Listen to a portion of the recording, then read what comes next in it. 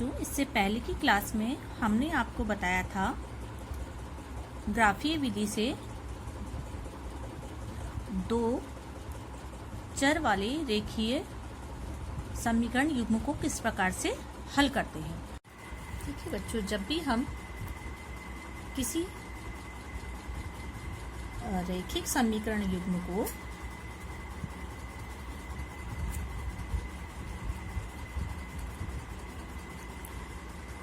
जब हम ग्राफ पर बनाते हैं या उनका हल निकालते हैं तो हमें तीन स्थितियां प्राप्त होती हैं।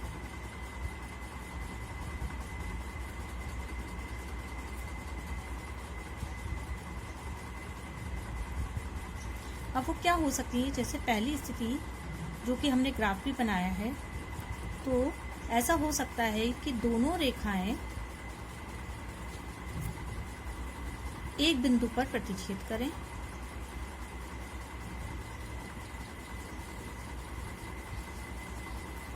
जैसा कि हमने देखा था, इस तरह से ग्राफ पर लाइन एक दूसरे पर किसी एक बिंदु पर प्रतिच्छेद कर रही थी दोनों रेखाएं। दूसरी स्थिति हमारी हो सकती है कि दोनों रेखाएं प्रतिच्छेद न करें,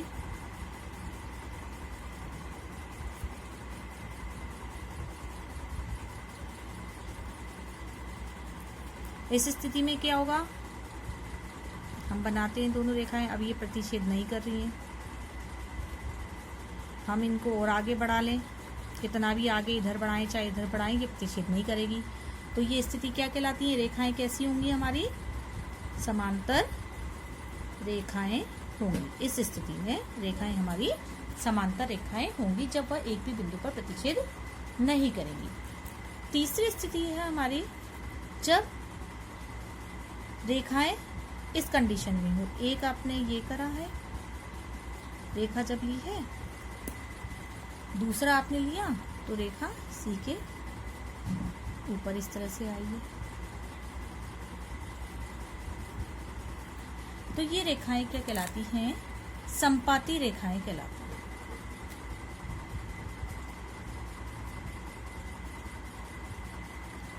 यानी इस केस में क्या होंगी, दोनों रेखाएं संपाती होंगी।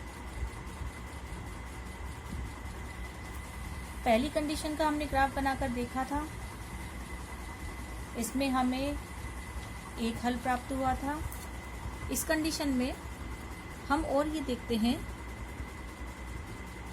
कि जब हमें स्थिति प्राप्त होती है तो रेखाएं कैसी प्राप्त होती हैं, प्रतिच्छेदी रेखाएं प्राप्त होती हैं। यानी कि इस स्थिति में जब हम समीकरण को हल करते हैं तो हमें एक अद्वितीय हल प्राप्त होता है।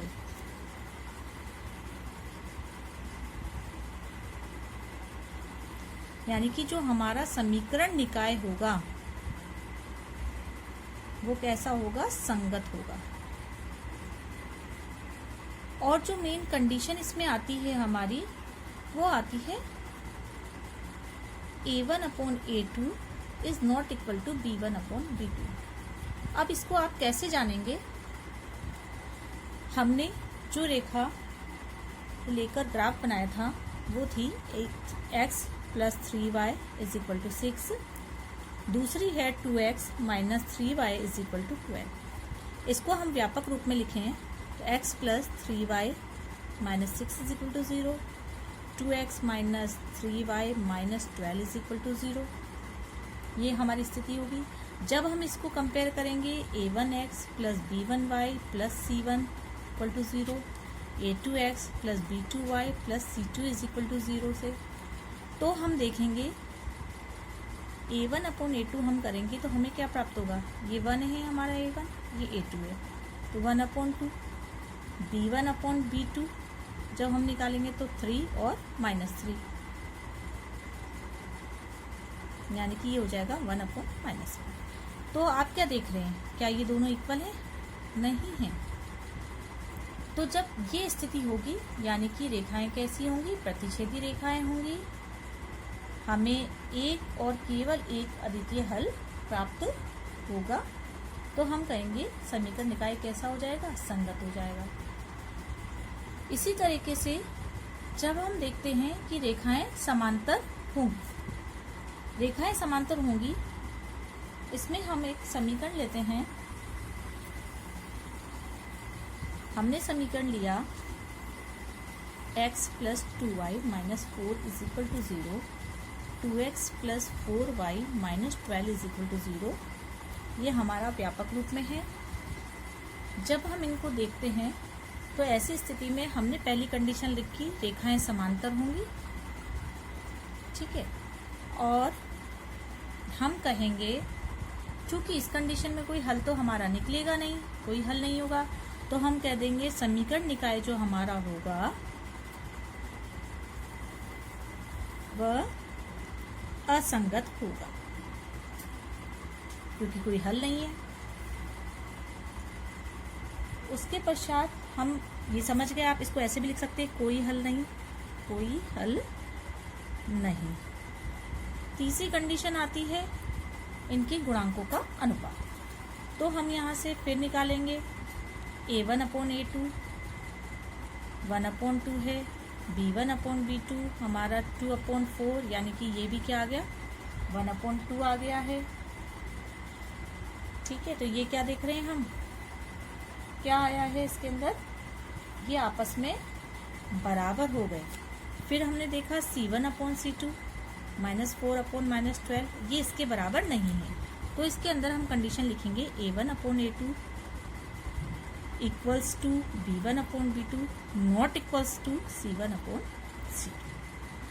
तो ये जो हमारा कंडीशन हो जाएगी, ये जो हमारी स्थिति हो जाएगी, वो किसके लिए हो जाएगी, जब रेखाएं परस्पर समांतर होंगी, तो ये कंडीशन होगी। अब हम आते हैं दोनों रेखाएं संपाती हों। संपाती रेखाएं में हमारा रेखाएं क्या होगी, संपाती हो जाएंगी, यानी कि जो हल होंगे वो तो अनेक निकलेंगे, एक हल तो नहीं होगा, हर एक पॉइंट इसका हल है, हर एक पॉइंट इसका हल है, हर एक पॉइंट इसका हल है, यानी कि इसमें एक हल नहीं होगा, अपरिमित रूप से अनेक हल होंगे। तो पहली कंडीशन तो हमारी रेखाएं संपाती होंगी। दूसरी कंडीशन हमारी आ जाएगी कि तो समीकरण जो हमारा होगा, समीकरण निकाय, वो कैसा हो जाएगा, संगत, क्योंकि जहां हल है वह समीकरण निकाय संगत कहलाएगा और अपरिमित रूप से अनेक हल हो जाएंगे। तीसरी कंडीशन जो कि हमारे गुणांकों पर आधारित है, तो उसके लिए हम एक समीकरण ले लेते हैं x plus 2y minus 4 is equal to 0, 2x plus 4y minus 12 is equal to 0। जब हम इसको कंपेयर करेंगे तो हमारा a1/a2 आएगा 1/2, b1/b2 इज इक्वल टू 2/4, यानी कि ये भी 1/2, c1/c2 इज इक्वल टू, इसको हम 8 कर लेंगे, 4 यानी कि 1/2। तो यहाँ हम देख रहे हैं a1/a2 बराबर b1/b2 बराबर c1/c2। ये हमारी तीसरी कंडीशन है, यानी कि जब ये संपाती होंगी तो a1/a2 बराबर b1/b2 बराबर c1/c2 होगा। तो ये तीनों स्थितियां हमने देखी कि किन किन स्थितियों में समीकरण निकाय के हल प्राप्त हो सकते हैं। पहला हमारा है जब रेखाएं प्रतिच्छेद करेंगी तो एक अद्वितीय हल प्राप्त होगा, समीकरण निकाय संगत होगा और a1/a2 is not equal to b1/b2 होगा। जब रेखाएं परस्पर समांतर होगी, इस स्थिति में क्या होगा, हमें कोई हल प्राप्त नहीं होगा, तो हम कहेंगे जो समीकरण निकाय है वो असंगत है। और कंडीशन आएगी a1/a2 is equal to b1/b2 but not equal to c1/c2। जब रेखाएं परस्पर संपाती होंगी तो हमारे पास बहुत सारे हल निकल आएंगे, क्योंकि हर एक उस पर जो बिंदु है हर एक उसका हल हो जाएगा, तो हम कहेंगे अपरिमित रूप से अनेक हल और समीकरण निकाय संगत होगा। और कंडीशन हमारे पास आएगी a1/a2 is equal to b1/b2 is equal to c1/c2।